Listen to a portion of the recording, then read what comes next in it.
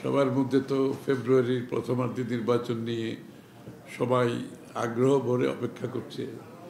এবং নির্বাচনী প্রক্রিয়া এটা নিয়ে দীর্ঘ আলোচনা হয়েছে এবং ওরা ইউরোপিয়ান ইউনিয়ন থেকে ওনাদের অবজারভার পাঠাবেন সরকারের পক্ষ থেকে ইলেকশন কমিশনের পক্ষ থেকে যে অনুরোধ আসছে তার পরিপ্রেক্ষিতে ওরা সিদ্ধান্ত নিয়েছে তারা অবজারভার পাঠাবেন এবং বাংলাদেশের এমনিতে ইলেকট্রাল প্রসেসের মধ্যে ইউর একটা সবসময় একটা কন্ট্রিবিউশন থাকে সেটা এবারও আছে এবং তারা আগ্রহ করে অপেক্ষা করছে ইলেকশনটা সুষ্ঠুভাবে সম্পাদন যাতে হয় এবং ইলেকট্রাল প্রসেসের মধ্যে যাতে স্বচ্ছতা থাকে গ্রহণযোগ্যতা থাকে তারা আশা করছে সেটা হবে। আর বাংলাদেশ ইউর অর্থনৈতিক সম্পর্ক তো অনেক পুরনো, যে আজকে আমাদের বাংলাদেশের রেডিমেড গার্মেন্টস যে জায়গায় এসছে সেটা কিন্তু ইউর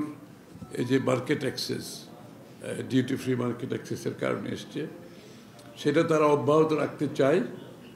এবং আগামী দিনে তারা চায় বাংলাদেশ ইউ রিলেশনশিপে আমাদের ব্যবসা যাতে অব্যাহত থাকে এবং বাংলাদেশের মধ্যে গণতন্ত্রকে প্রাতিষ্ঠানিক রূপ দেওয়ার ব্যাপারে যে সংসদ থেকে শুরু করে তারপরে সরকার গভর্নেন্স থেকে শুরু করে জুডিশিয়ারি থেকে শুরু করে সব কিছুর উপরে যে একটা স্বাধীনভাবে তারা সাথে সবাই যাতে কাজ করতে পারে, সাংবাদিক সহ সবাই, যে এই স্বাধীনতা মুক্ত পরিবেশ ডেমোক্রেসিকে সত্যিকার অর্থে একটা প্রাতিষ্ঠানিক রূপ দেওয়ার জন্য তাদের সহযোগিতা অব্যাহত থাকবে। তারা এই কাজটা করতে চায়, তারা বিগত দিনে অনেক বহুলাংশে করেছে, সামনে সেটাকে আরও বাড়াতে চায়, কাজটা করতে চায়। অবশ্যই এটাতে আমরা স্বাগত জানিয়েছি এবং বাংলাদেশের গণতন্ত্র যদি অব্যাহত রাখতে হয় আমাকে প্রাতিষ্ঠানিক রূপ দিতে হবে এবং এই গণতন্ত্রের যে বিষয়গুলো নিয়ে গণতন্ত্র কাজ করে সেগুলোকে আমরা প্রাতিষ্ঠানিক রূপ দিতে হবে, যে প্রতিষ্ঠানগুলো সেগুলোকে প্রাতিষ্ঠানিক রূপ দিতে হবে, গণতান্ত্রিক কালচারটা সংস্কৃতিটা আমরা ফিরিয়ে আনতে হবে, যে ভ্যালিউসগুলো নষ্ট হয়ে গেছে সেটাকেও ফিরিয়ে আনার ব্যাপারে আমরা আলোচনা করেছি। কারণ গণতন্ত্র তো ভ্যালু সিস্টেমের সাথে কাজ করে, গণতন্ত্র মানুষের মুক্ত চিন্তার সাথে কাজ করে, গণতন্ত্র প্রতিষ্ঠানগুলো স্বাধীনভাবে পরিচালনার মাধ্যমে কাজ করে, সেই বিষয়গুলো আমরা আলোচনায় এসেছি আজকে। হ্যাঁ, পার্লামেন্টকে তারা আরও শক্তিশালী করতে চায়, অবশ্যই শক্তিশালী গণতন্ত্র কাজ করবে যদি একটা শক্তিশালী পার্লামেন্ট থাকে, সেই জন্য তারা পার্লামেন্টকে শক্তিশালী করার জন্য পার্লামেন্টের কার্যক্রমকে আরও বেশি অধিকতর কার্যকর করার জন্য যে কাজগুলো তারা সেখানে সহযোগিতা করতে চায়। হ্যাঁ,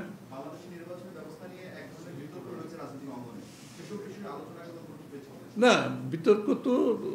কথা হচ্ছে সবশেষে হচ্ছে সবাই তো চাচ্ছে একটা স্বচ্ছ গ্রহণযোগ্য নির্বাচন, নিশ্চয়ই সেটা তো আলোচনা হয়েছে